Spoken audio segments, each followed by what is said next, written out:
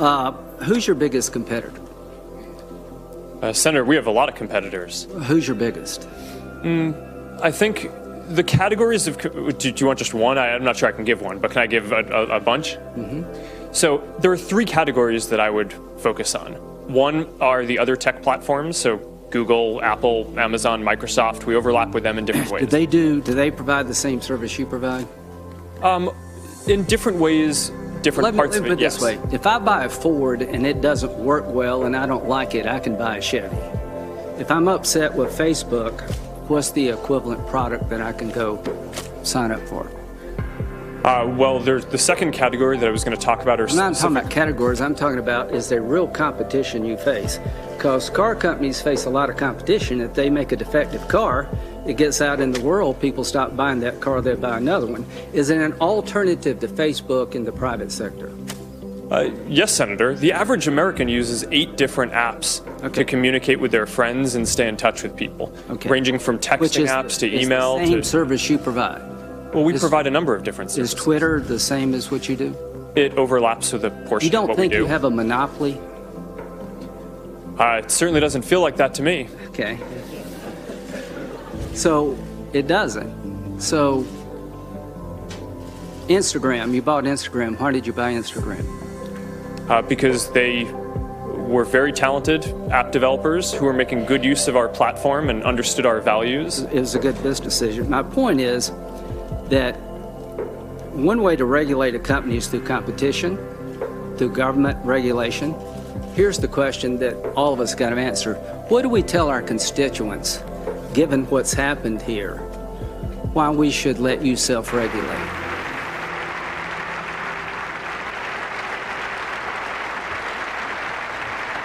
Geologic evidence suggests large bodies, possibly comets, have already plowed into our planet, destroying many of Earth's creatures.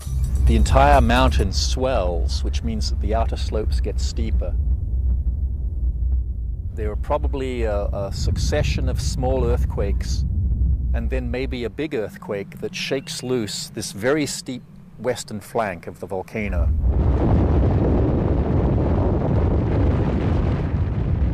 Almost 1,500 cubic kilometers of earth and rock plummet into the sea. On impact, the land displaces a massive amount of water. The ocean rushes back to fill the giant gap. From this cataclysmic disturbance emerges the tsunami, heading directly for Honolulu. Estimated time to impact, 30 minutes. This is the direction that a big tsunami would come from the Big Island. The wave first becomes visible as it stands and breaks on a shallow bank, 40 kilometers southeast of Honolulu.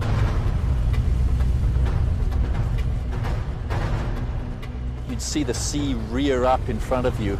It would be huge. It would rise up above you the size of a building, the size of a 10-story building. Surging inland at up to 70 kilometers per hour, the tsunami slams Honolulu.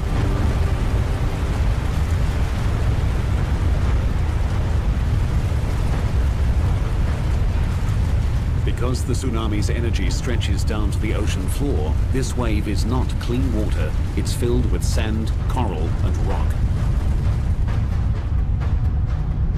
Water penetrates 16 kilometers inland before being sucked back out to sea in a lethal maelstrom of wreckage.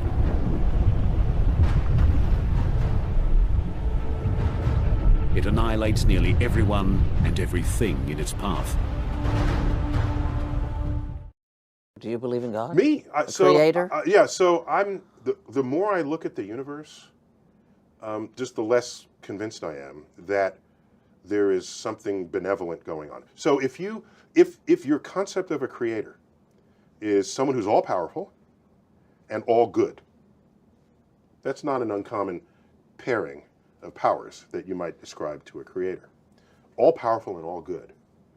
And I look at disasters that afflict Earth and life on Earth.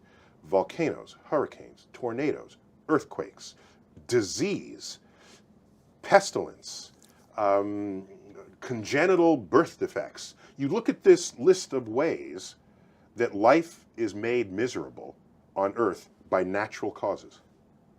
And I just ask, how do you deal with that? So philosophers rose up and said, if there is a God, God is either not all powerful or not all good. I have no problems if, as we probe the origins of things, we bump up into the bearded man. If that shows up, we're good to go. Okay? Not a problem. There's just no evidence of it. And this is why religions are called faiths, collectively. Because you believe something in the absence of evidence. That's what it is. That's why it's called faith. Otherwise, we would call all religions evidence. But we don't, for exactly that reason. So I'm given what everyone describes to be the properties that would be expressed by an all-powerful being in the gods that they worship. I look for that in the universe and I don't find it. So I remain unconvinced. But if you've got some good evidence, bring it, bring it, bring it, okay? And so I don't lead with that information because what I believe should be irrelevant to anyone. It's not about me. It's about the real world.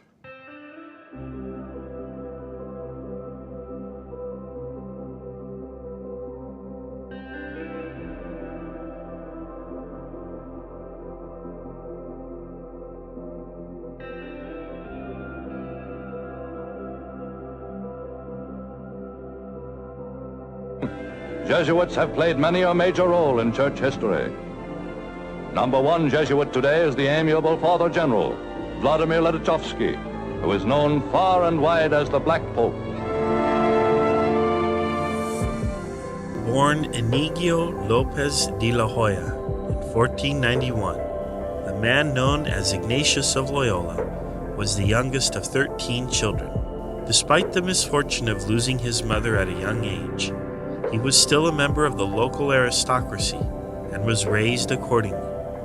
He became ambitious as a youth and wanted to be a great general.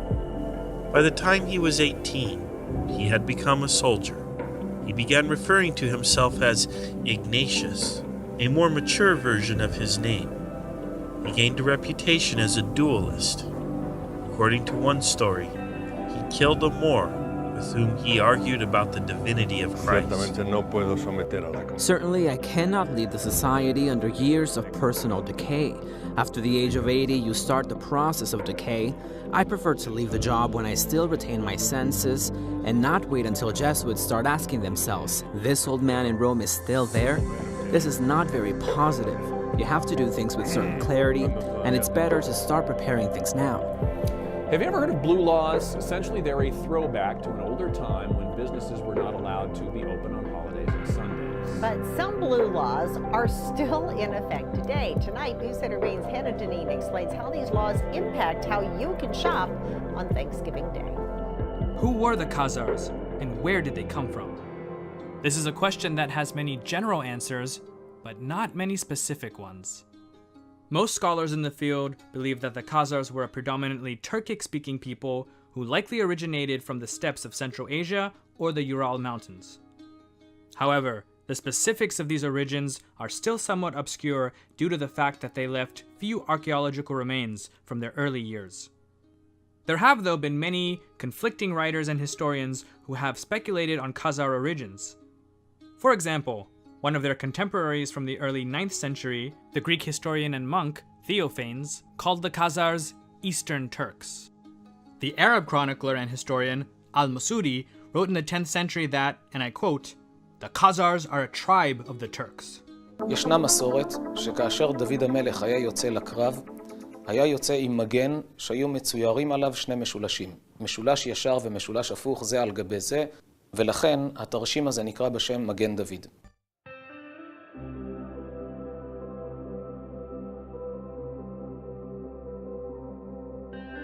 Rancorous debate over the undocumented. For some, fears of immigrant crime. For others, calls for compassion and sanctuary. It might sound like the United States, but we're talking about Israel. Derek Stoffel has a story from a country that built a wall and already has tough borders and still faces a familiar clash over who belongs. Tonight's dispatch is from Tel Aviv. They come every morning to this immigration office near Tel Aviv to find out their fate. Inside, Israeli immigration officials are offering some of these African men a stark choice. They can leave Israel, be deported to an undisclosed country in Africa, along with a check for $3,500 US and a plane ticket, or stay but be locked up in prison. We drove out to Holot from Tel Aviv. It's in the middle of the Negev desert, and it took us 3 hours to get there. Holot is in a military zone. The silence of the desert is frequently broken by the sound of explosions and Air Force jets flying overhead. The government calls this an open stay centre, but it's run by the prison service and conditions are strict. At night time there's a curfew, so residents have to report back by 10 p.m. They're not allowed to work either, and in such an isolated area, there are very few things to do during the day. Nowhere does the Charter arrogate the right to some to sit in judgment over others in carrying out this universal obligation. In that regard, we reject the politicization of this important issue and the application of double standards to victimize those who dare think and act independently of the self-anointed prefects of our time.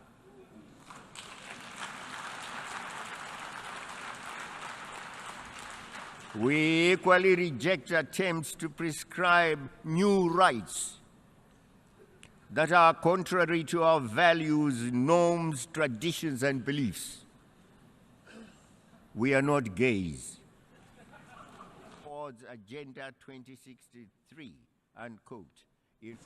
We reiterate our unwavering support to the just cause of the Palestinian people. Do we agree, Mr. United States?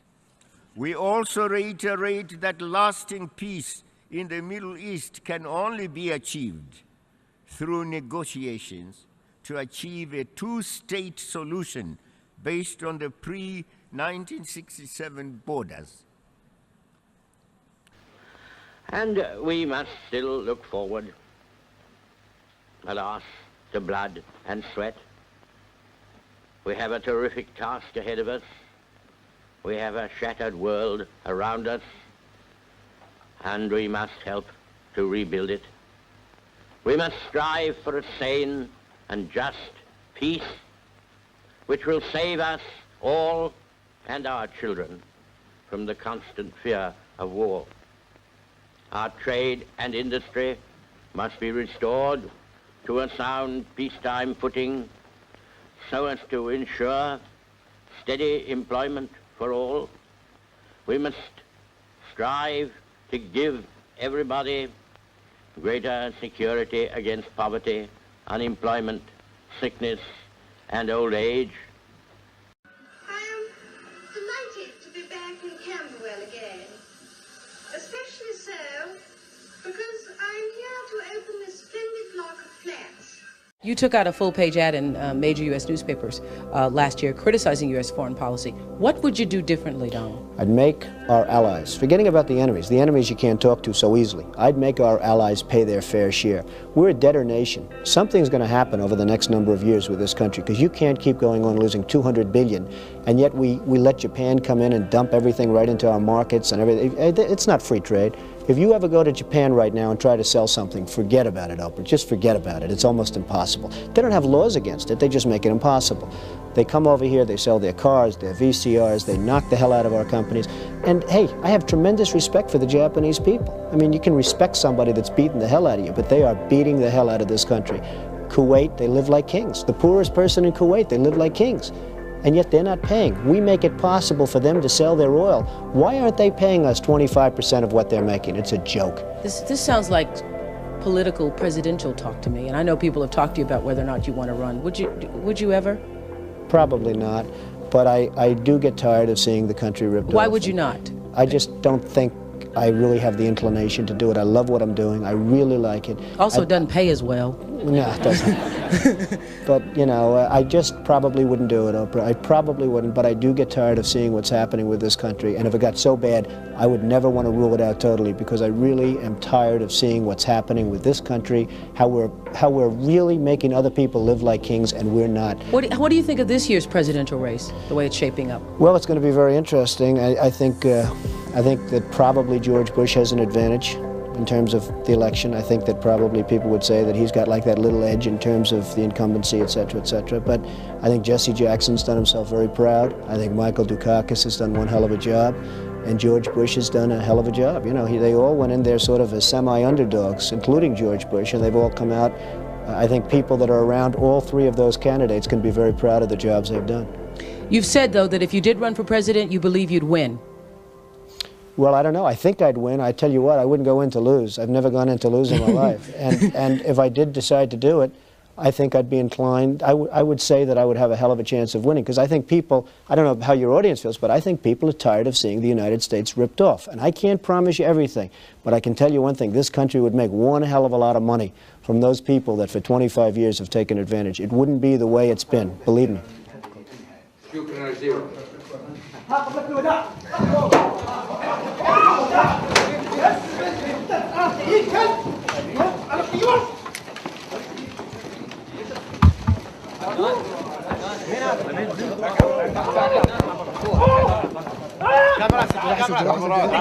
Yeah. So what if the guy threw a shoe at me?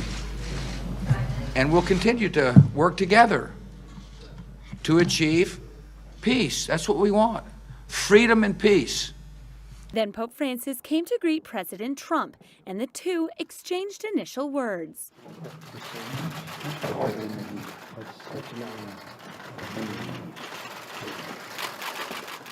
While there was no White House interpreter present, Monsignor Mark Miles from the Vatican was inside the 30-minute private meeting the two leaders held. Meanwhile, Melania and Ivanka Trump were waiting outside in their traditional black and veil, which is seen as a diplomatic gesture. When Melania entered to greet the Holy Father, the two exchanged some words before he blessed a rosary for her. What do you give him to eat?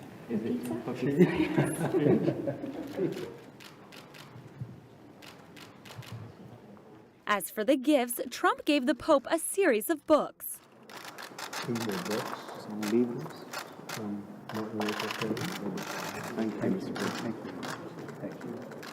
Let freedom ring from every hill and molehill of Mississippi, from every mountainside. Let freedom ring, and when it happens, when we allow freedom ring, when we let it ring from every village and every hamlet, from every state and every city, we will be able to speed up that day when all of God's children, black men and white men, Jews and Gentiles, Protestants and Catholics, will be able to join hands and sing in the words of the old Negro spiritual, free at last, thank God Almighty, we are free at last. The Pope, on the other hand, had a theme with his gifts, peace. He gifted him the medallion representing peace. Made by a Roman artist. And it's the olive tree, which is a symbol of the peace, with two branches. You have the division of war in the middle, and the olive tree is slowly trying to bring them together in peace. We can use peace. Podremos usar esta paz. Tenemos tanto necesidad. That is my desire. That this can be another for peace.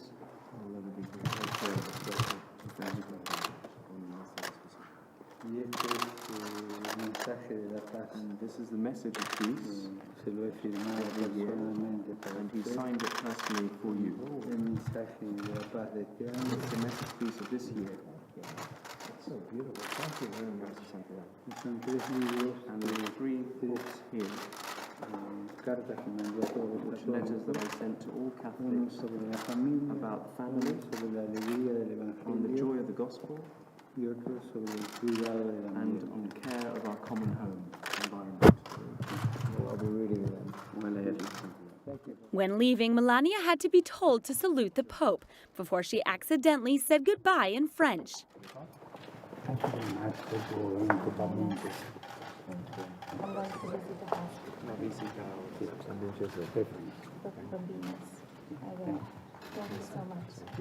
Trump said goodbye to the Pope with many thank yous and a firm handshake before saying this. Thank you very much.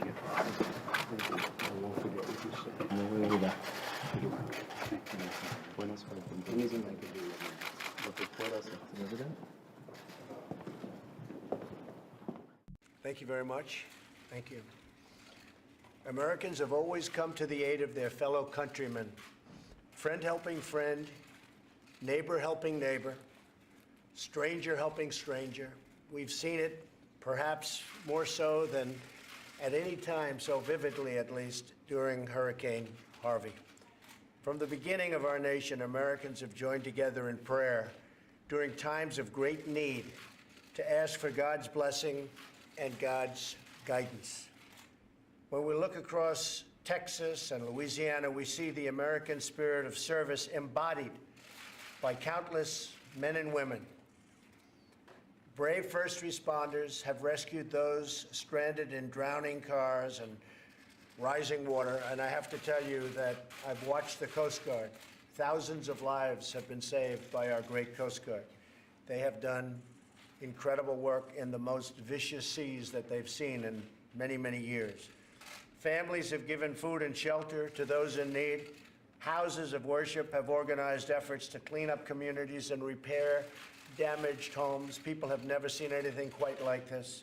Individuals of every background are striving for the same goal, to aid and comfort people facing devastating losses.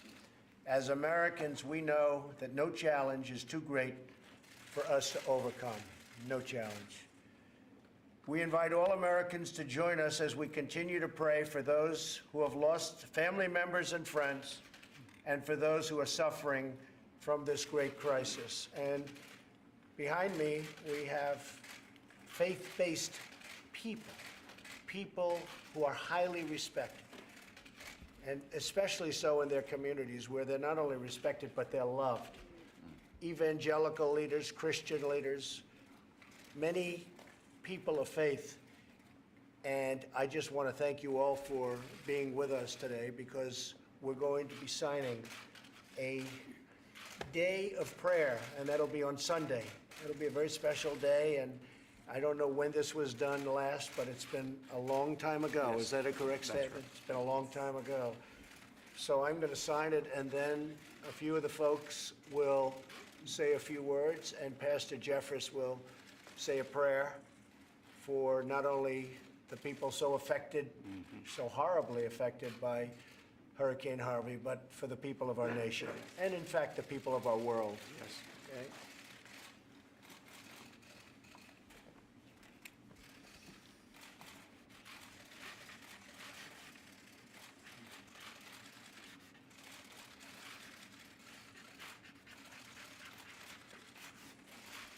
Okay. So this is going to all of you.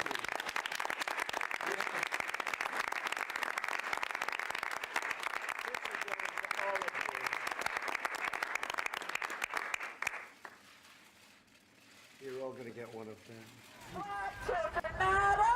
Overnight, anger and anguish after another police shooting. This time, 16-year-old Micaiah Bryant in Columbus, Ohio. Get down! On Wednesday, the city released more body cam video capturing Bryant's final moments. Regardless of the circumstances, a 16-year-old girl lost her life yesterday. Police say the teen was threatening two other girls with a knife. Officer Nicholas Reardon, with the force since December 2019, was responding to a 911 call about an altercation. We got these grown girls over here trying to fight us, trying to stop us, trying to put our hands on our grandma. Get her now! When Officer Reardon arrives, he sees a group of young people. Bryant, appearing to hold a knife, lunges at another girl who falls to the ground before confronting a second person near a car. That's when Reardon fires 4 shots. Bryant collapses. She had a knife. She just went at her. She's a kid, man. Officers performed CPR on Bryant. Come on, stay with me, Kaya. She was pronounced dead at the hospital.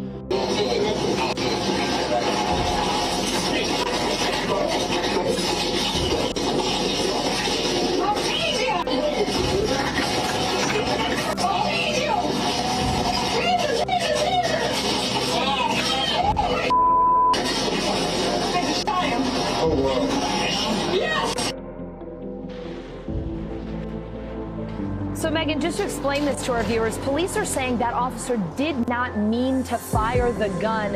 How are they explaining what happened there, that mix-up, and what are they saying about the officer involved? Stop the car! Don't do it! Don't do it! Do it! Don't do it!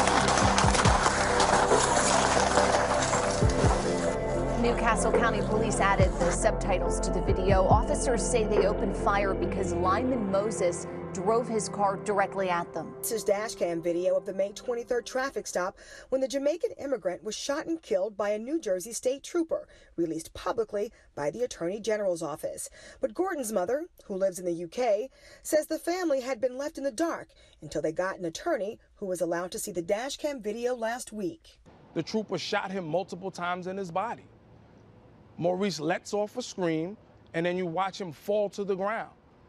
Instead of immediately trying to get help, the officer then manhandles his bullet-ridden body and then put handcuffs on him after he had already shot him. Additional details were released today, including the name of the trooper, identified as Sergeant Randall Wetzel of Troop D.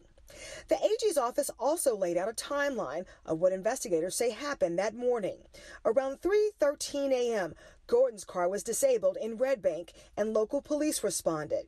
At 4:54 a.m., Gordon's car became disabled again near exit 72 in Waretown, New Jersey. State police responded then.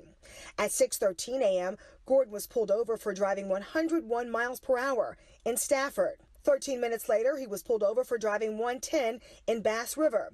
It was during this lengthy interaction with the state trooper that investigators say Gordon tried to get into the driver's seat of the patrol car. The two scuffled and Gordon was shot. This matter will be presented to a grand jury. Large crowds all the way through the entire downtown section of San Antonio. They were very friendly.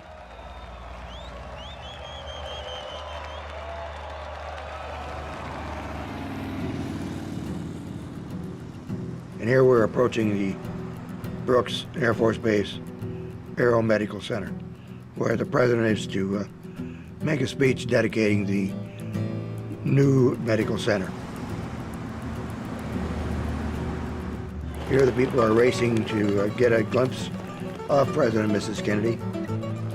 They didn't want to miss out, so they're running as fast as they can to make sure they have an opportunity to see the president.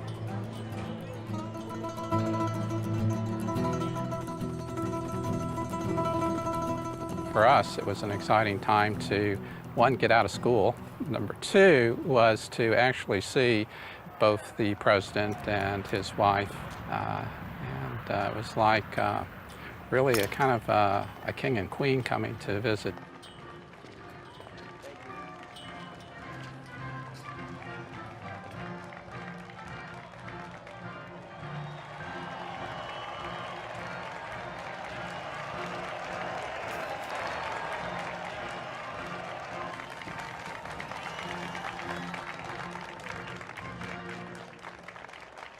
Ladies and gentlemen, for more than 3 years, I've spoken about the new frontier.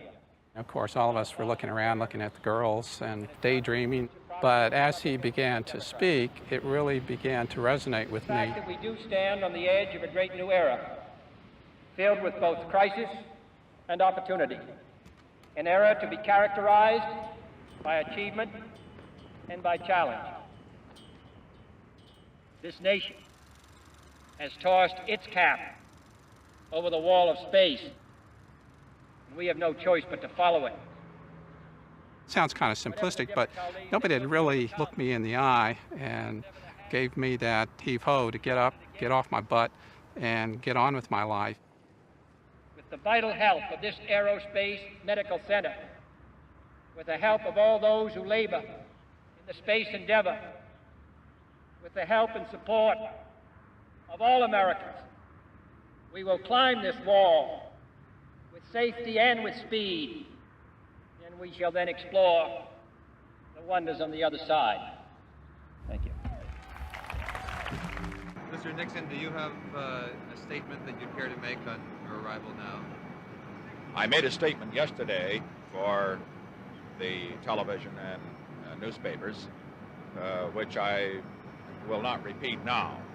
I will only say that I came to Washington for the first time in 1947 as a first-term congressman along with President Kennedy.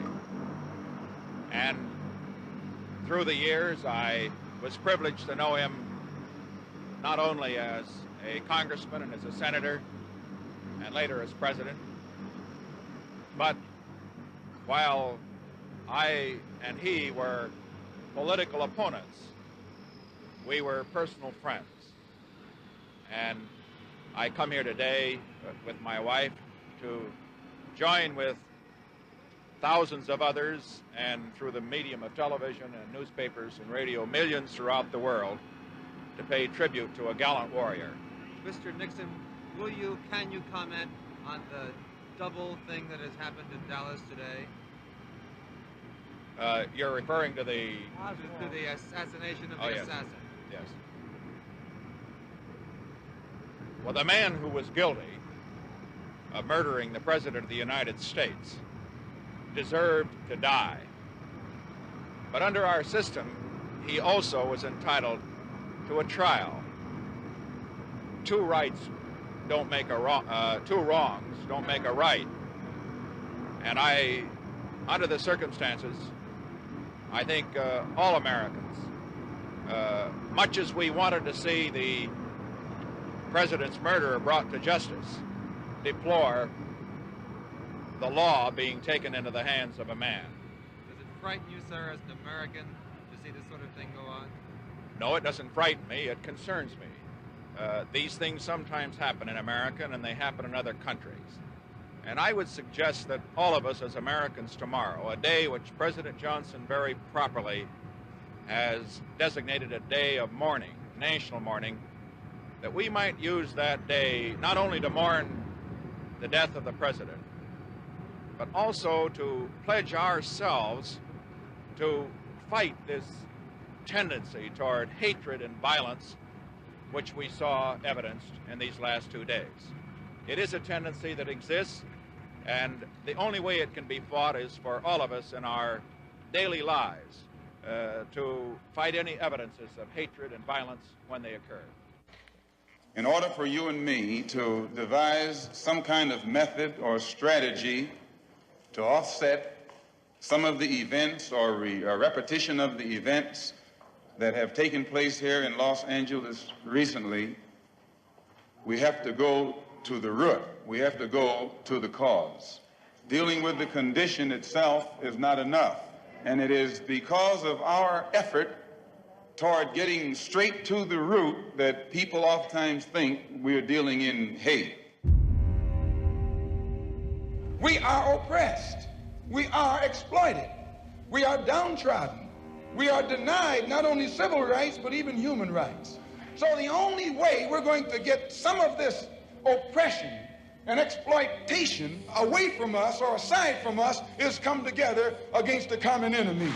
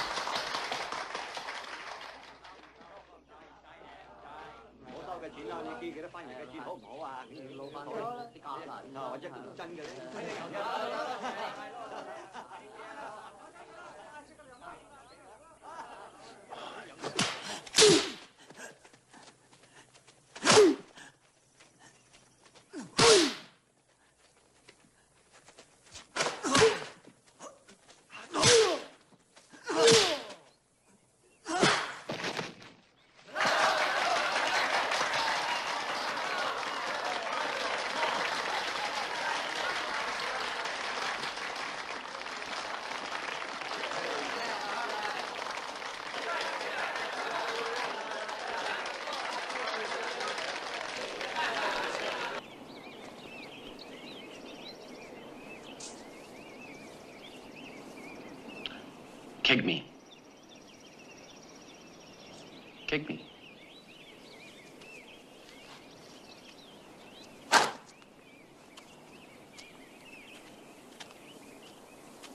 What was that? An exhibition? We need emotional content. Try again.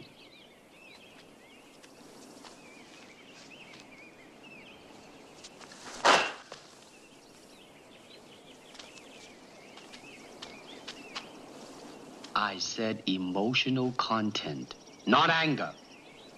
Now try again. With me.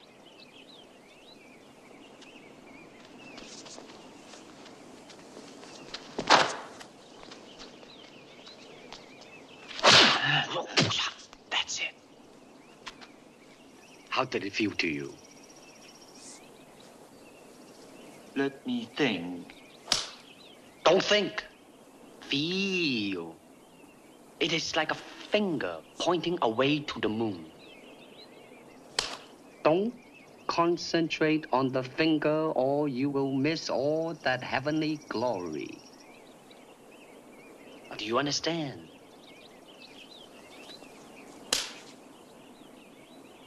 Never take your eyes off your opponent, even when you bow. That's it.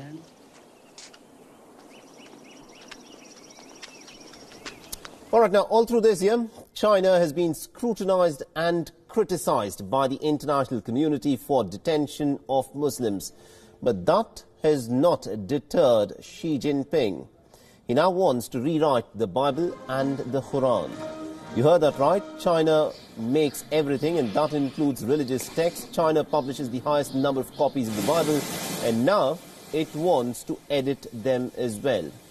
Now, you could call this censorship of religious texts. You could call this meddling in religious affairs. China plans to do it. The reports say that China wants to translate religious books. Government censors will go through them, and anything undesirable, anything that does not conform to the communist ideology, believe it or not, will also be edited out of the religious texts. Now, China calls this a religious system with Chinese characteristics. Reports say that a group of 16 experts has been appointed for this purpose. That the order to edit religious texts comes straight from the top, from President Xi Jinping himself. Last year, the Chinese president had given his officials new tools to keep all religious activity under check. Now, the State Council of China had passed what they call new regulations on religious affairs. The rules came into effect last year. So what are these rules? Now, these rules give more power to the government to control religious activities. More restrictions on religious locations and even celebrations have not been spared. Government officials in China can now dictate the timing and location of religious celebrations. The online religious activity is also very tightly watched. Any donation that is more than 100,000 yuan must be reported to the authorities.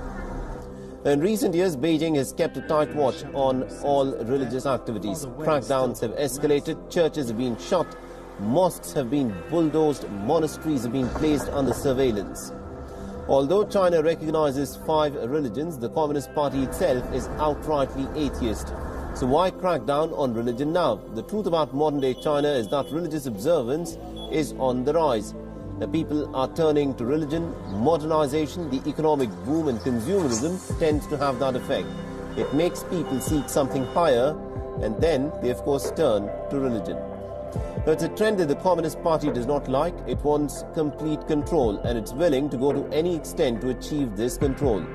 The China has become intolerant towards religion, and it looks like Xi Jinping takes immense pride in introducing such measures. The China wants to challenge the international rules-based order. It is questioning conventional wisdom. In the process, it is also creating new templates. And nobody, of course, is questioning China's conduct, not on colonizing smaller nations, not on human rights violations, not on curbing religious freedom. And this silence has allowed Xi Jinping to suppress the Chinese people one step at a time.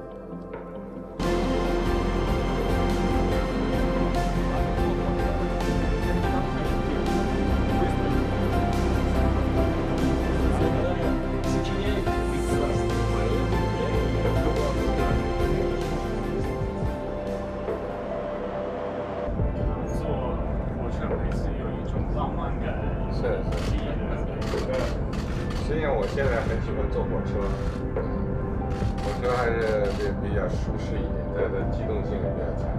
重新的考虑考虑。咱们现在开始跑到300了。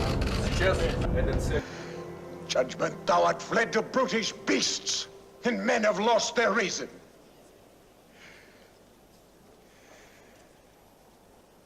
Bear with me. My heart is there with Caesar, and I must pause till it come back to me. Here he is at last, the mystery man of India. Our first glimpse as the Rajputana came alongside at Marseille. And there's a woman of whom you've probably all read, but never seen in a picture. Miss Madeline Slade, the English daughter of an admiral, who now prefers to be known as Malara Ben. She's one of Mr. Gandhi's most devout disciples. She's leading the way ashore now, and just behind her comes Mr. Gandhi, dressed as he said he would be, in just his loincloth, even in the chilly climes of Europe. And he's carrying with him his pots and pans, which he declared at the customs. He was trotted around Marseille to several receptions and made 1 or 2 speeches which rather frightened the French authorities. But when asked to speak into the sound-filled microphone, he said, "I think not." And so we go on our way to England. Well, here we are at Folkestone, with the Biarritz coming alongside, and as Gandhi said, in proper English weather, pouring rain and bitterly cold. Miss Slade was the first ashore to tend to the luggage, that is, the goat's milk, etc. She was followed by Gandhi's son, and then came the little man, still scantily clad, but with an extremely wet blanket around his tiny frame. I'm sure he must have been frozen. We were in thick overcoats. He picked his way through the puddles along the quay side, and he was wearing sandals, by the way, to the waiting motor car, for he decided that he'd rather go up to London by road. He insisted on sitting up in the front seat with the driver. He said that he could see better that way. So he tucked himself in, and so off to London, whilst his followers went by the boat train. In town, quite a lot of people had waited in the pouring rain outside the Friends Meeting House on the Euston Road to see what he really looked like. But at first they were quite disappointed, because he went in the back way. But shortly afterwards he left by the front way. And then they really did see quite a lot of him, even his knees.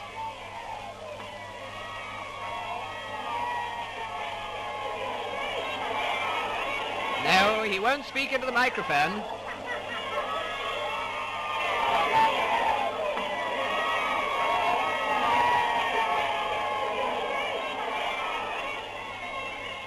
And so to his poplar home, where we leave this bizarre little man, whose coming has caused so much comment, complete with loincloth, spinning wheel and goat's milk, feeling sure that he cannot complain of his reception or the publicity he has received, from which, by the way, we always understood that he shrank.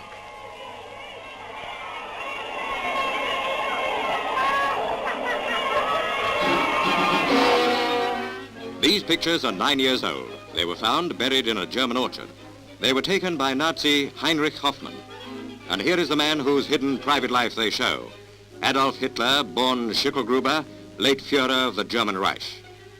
Hoffmann loved to present his master as a family man, quiet, unassuming.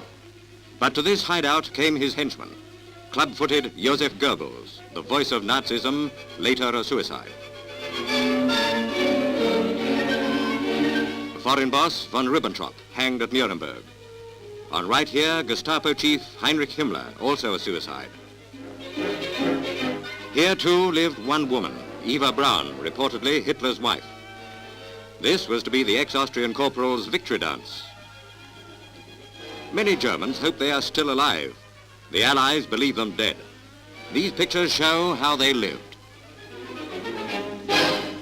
Mecca and Medina should be today under the control of the Israelis. But because they lost the war in the first 5 days, they couldn't continue even further and that is why it is stopped. But their aim is to capture Mecca and Medina. All the holy places all over the world should be controlled by the Israelis. This is their aim. I have got these books with me, and I am sure after we finish here, I will give you the copy of the book, but you read my copy today here, and you give it back to me, because it is if Israel find it, they will buy the whole copy, and they don't want the people in the world to see this book. I will give you, it is here. What's the book?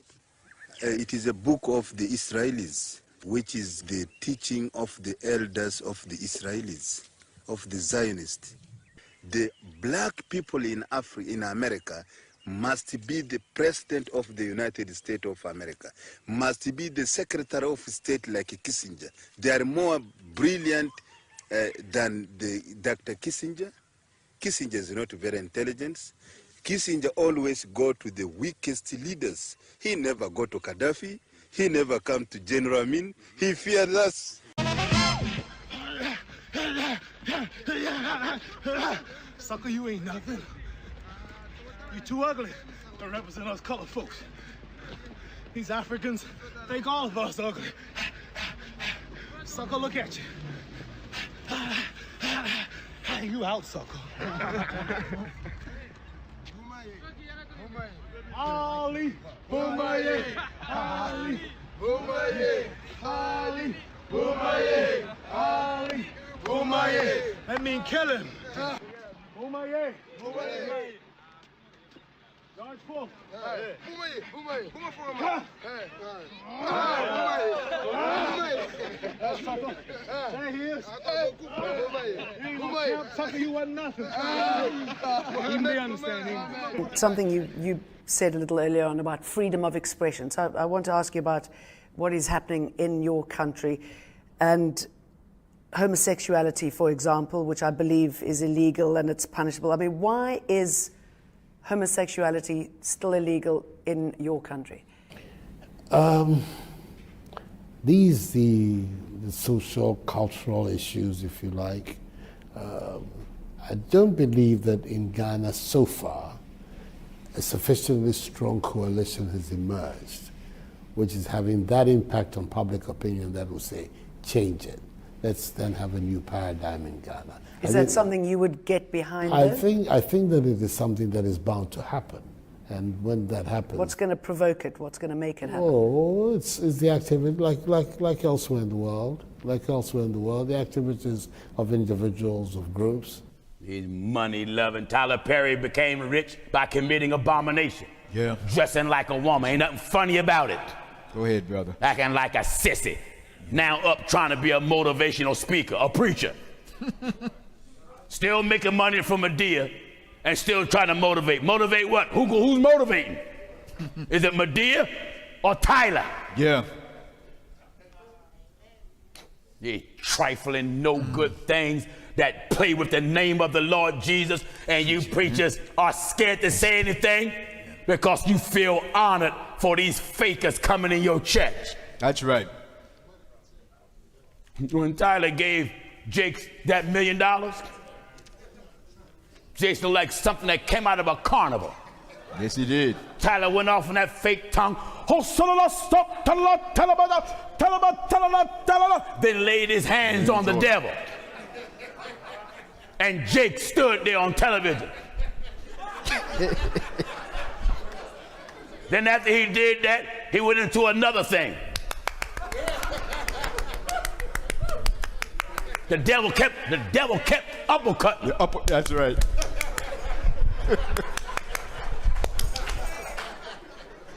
That wasn't no Holy Ghost.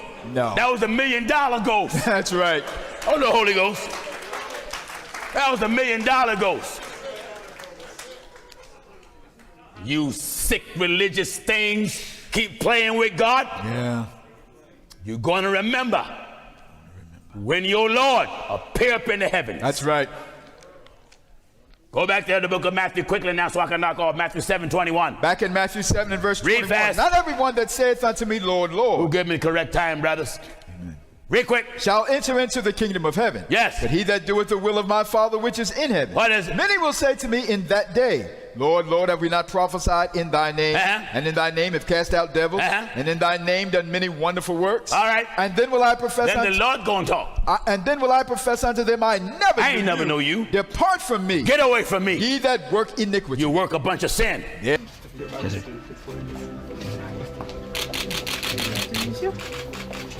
If we haven't get to waiting, if we haven't run through the presidency.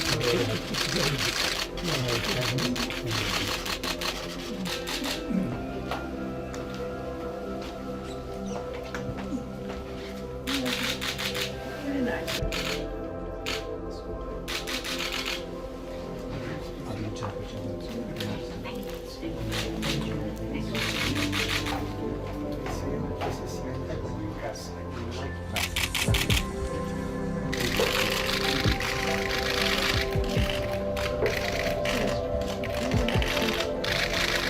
Well, I'm afraid we don't have a photograph. From all our states, which is for you personally.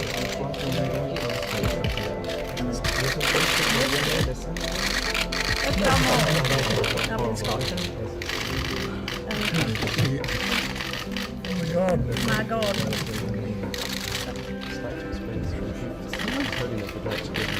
In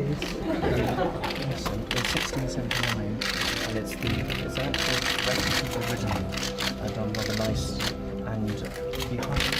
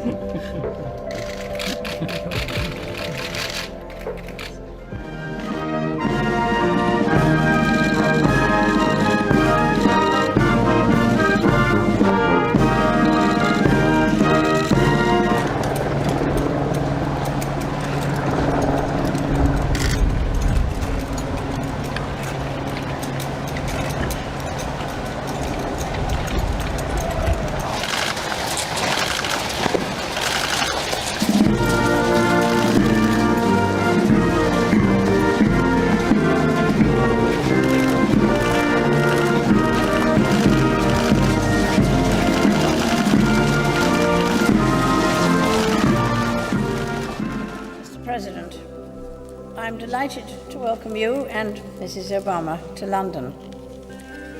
Prince Philip and I are so glad that you are visiting the United Kingdom again.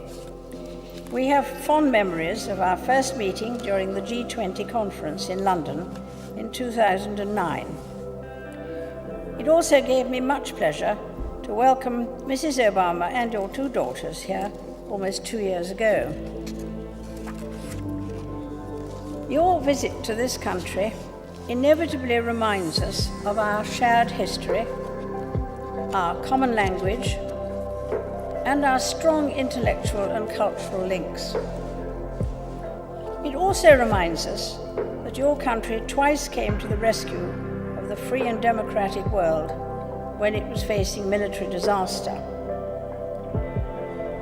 On each occasion, after the end of those destructive wars, the generosity of the United States made a massive contribution to our economic recovery. Today, the United States remains our most important ally, and our two nations contribute to the security and prosperity of our peoples and of the world through shared national interests. But our relationship goes far beyond our military and diplomatic ties. In your inaugural address, you spoke to the American people of the values that lay at the heart of your nation's success: honesty and hard work, courage and fair play, tolerance and curiosity, loyalty and patriotism, and of the sturdy alliances and enduring convictions with which your nation had met past challenges and would meet future ones too. Thank you very much.